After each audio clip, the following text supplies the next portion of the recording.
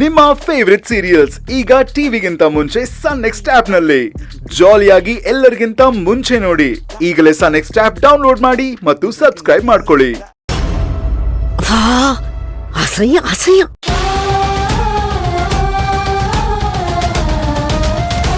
ಅಜ್ಜಿ, ಅಕ್ಕ ತುಂಬು ಗರ್ಭಿಣಿ, ಏನೋ ಬೈಕೆ ಅಂತ ಕೇಳಿದಾಳೆ, ತಗೊಂಬಂದ್ ಕೊಟ್ಟಿದ್ದಾರೆ.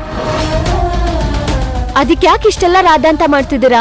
ಬೈಕೆ ಅಂತ ಭಿಕ್ಷೆ ಬೇಡಕ್ಕಾಗತ್ತಾ? ನಾವೇನು ನಮ್ ಸ್ಟೇಟಸ್ ಏನು ಅನ್ನೋದನ್ನ ಯೋಚನೆ ಮಾಡ್ಬೇಕು. ಇವಳು ಇಷ್ಟು ದಿನ ಎಲ್ಲಿದ್ಲು, ಹೇಗಿದ್ಲು, ಏನ್ ತಿಂತಾ ಇದ್ಲು ಅನ್ನೋದು ನಮ್ಗೆಲ್ಲ ಬೇಕಾಗಿಲ್ಲ. ಆದ್ರೆ ಈ ಮನೆ ಸೊಸೆ ಆದ್ಮೇಲೆ ನಮ್ ಸ್ಟೇಟಸ್ ತಕ್ಕಂಗೆ ಇವಳಿರ್ಬೇಕು. ಅಜ್ಜಿ, ಇದ್ಯಾಕೋ ತುಂಬಾ ಜಾಸ್ತಿ ಆಯ್ತು. ಇರೋದಿದ್ದಂಗ್ ಹೇಳಿದ್ರೆ ಜಾಸ್ತಿ ಯಾಕಾಗತ್ತೆ? ನಾನು ನೋಡ್ತಾನೆ ಇದ್ದೀನಿ, ಬೆಳಿಗ್ಗೆಯಿಂದ ನೀವ್ ಅಕ್ಕನ್ ಜೊತೆ ಬೇಕು ಬೇಕು ಅಂತಾನೆ ಜಗಳ ಮಾಡ್ತಿದ್ದೀರಾ. ನಾನು ನೋಡ್ತಾ ಇದ್ದೀನಿ, ನೀನು ಅವಳಗ್ ಸಪೋರ್ಟ್ ಮಾಡ್ತಾನೇ ಇದೀಯ. ನೀನು ನಿಜವಾಗ್ಲೂ ಧರ್ಮೇಂದ್ರ ಅವ್ರ ಮಗಳೇನಾ?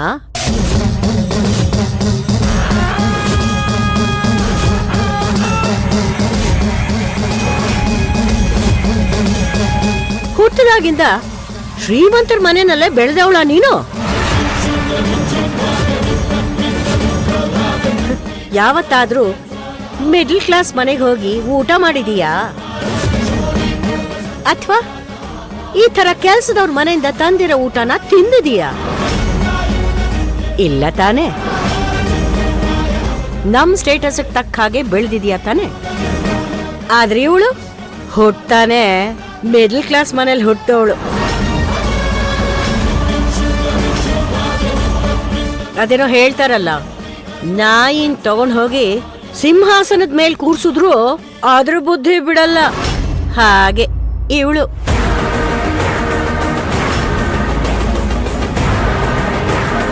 ಅದೇ ಬಸ್ಸಿ ಬೈಕೆ ಹೇಗೆ ಅಂತ ನಿಮ್ಗೆ ಗೊತ್ತಿಲ್ವಾ? ಅದು ಸ್ಟೇಟಸ್ ನೋಡ್ಕೊಂಡ್ ಬರುತ್ತಾ?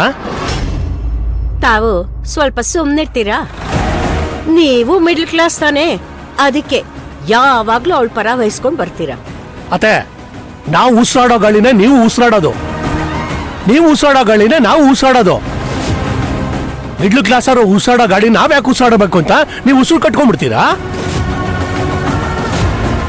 ಮಿಡ್ಲ್ ಕ್ಲಾಸ್ ಅವ್ರು ನಡೆದಾಡಿರೋನೆಲ್ಲ ನಾವು ತುಳಿಬಾರ್ದು ಅಂತ ನೀವೇನು ಆಕಾಶದಲ್ಲಿ ಓಡಾಡಕ್ಕಾಗತ್ತಾ? ವ್ಯತ್ಯಾಸ ಇಷ್ಟೇ ಅತ್ತೆ, ನಿಮ್ಮ ಹತ್ರ ಹಣ ಇದೆ, ಅಂತಸ್ತಿದೆ. ಮಿಡ್ಲ್ ಕ್ಲಾಸ್ ಅವ್ರ ಹತ್ರ ಇರೋದಿಲ್ಲ. ಆದ್ರೆ ಅವ್ರ ಹತ್ರ ಇರೋಂತ ನೆಮ್ಮದಿ ನಿಮ್ಮಂತ ದುಡ್ಡಿರೋರ ಹತ್ರ ಇರೋದಿಲ್ಲ. ಬರ್ತಾ ಬರ್ತಾ ಈ ಮನೆಯಲ್ಲಿ ಮಿಡ್ಲ್ ಕ್ಲಾಸ್ ಅವರ ಅಟ್ಟಹಾಸ ಜಾಸ್ತಿ ಆಗ್ತಾ ಇದೆ. ಹೀಗಾಗುತ್ತೆ ಅಂತಾನೆ ಈ ಮನೆ ತುಂಬಿಸ್ಕೊಳ್ಳೋದು ಬೇಡ ಅಂತ ಬಡ್ಕೊಂಡೆ. ಆದ್ರೆ ಈ ವಸುಂಧರ ಕೇಳಲಿಲ್ಲ. ಈಗ ನಾವೆಲ್ಲ ಅನುಭವಿಸೋ ತರ ಆಗ್ತಾ ಇದೆ. ಅಜ್ಜಿ, ಇವ್ರು ನಿಮ್ ಮನೆ ಅಳಿಯ, ಇವಳು ಈ ಮನೆ ಸೊಸೆ. ಅವರಿಬ್ರಿಗೂ ಸ್ವಲ್ಪ ಮರ್ಯಾದೆ ಕೊಟ್ಟು ಮಾತಾಡೋದನ್ನ ಕಲೀರಿ. ದೊಡ್ಡವರು ಅಂತ ವಯಸ್ಸಲ್ಲಿ ಅನ್ನಿಸ್ಕೊಂಡ್ರೆ ಸಾಲ್ದು, ನಡ್ಕೊಳ್ಳೋ ರೀತಿಲೂ ಇರ್ಬೇಕು. ಭೈರವಿ, ನೀನ್ ಈ ವಿಷಯದಲ್ಲಿ ತಲೆ ಹಾಕ್ಬೇಡ. ನಿನ್ ಬಗ್ಗೆ ನಾನು ಏನಾದ್ರು ಮಾತಾಡಿದ್ದೇನಾ? ಇಲ್ಲ ತಾನೆ. ಅವಳಂದ್ರೆ ನಿನಗೆ ಯಾಕೆ ಕೋಪ ಬರುತ್ತೆ?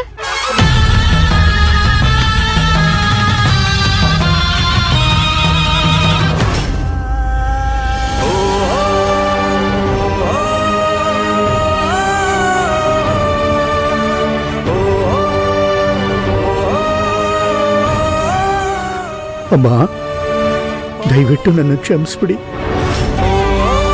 ನಾನು ಈ ಮನೆ ವಸೂಲು ತುಳಿಬಾರ್ದಾಗಿತ್ತು. ಏನೋ ಮಗಳನ್ನ ಮಮಕಾರಕ್ಕೆ ಮನೆ ಒಳಗೆ ಬಂದು ಯೋಗ್ಯತೆ ಮೀರಿ ಇಲ್ಲಿ ಕೂತ್ಕೊಬಿಟ್ಟೆ.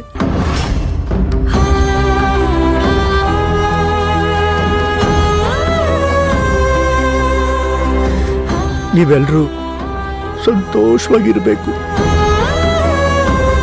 ನನ್ನಿಂದ ನಿಮ್ ಸಂತೋಷ ಹಾಳಾಗಬಾರ್ದು.